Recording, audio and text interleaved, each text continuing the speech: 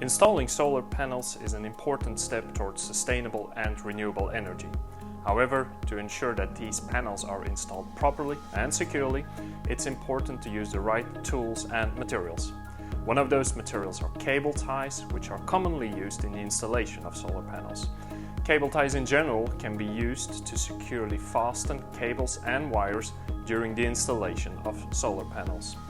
When installing solar panels, cable ties can be used to secure the panels to their mounting brackets. This is important because it helps to prevent the panels from shifting, moving, which can lead to damage or decreased efficiency or even injuries. Cable ties can also be used to secure cables and wires to the panels or control elements, which helps them to keep organized and prevents them from getting tangled or damaged.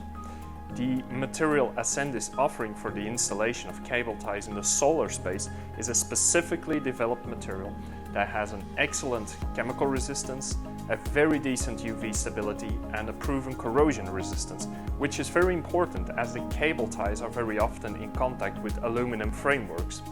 By using cable ties in the installation process, you can help to ensure that your solar panels are installed properly and efficiently and can enjoy the benefits of renewable energy for years to come.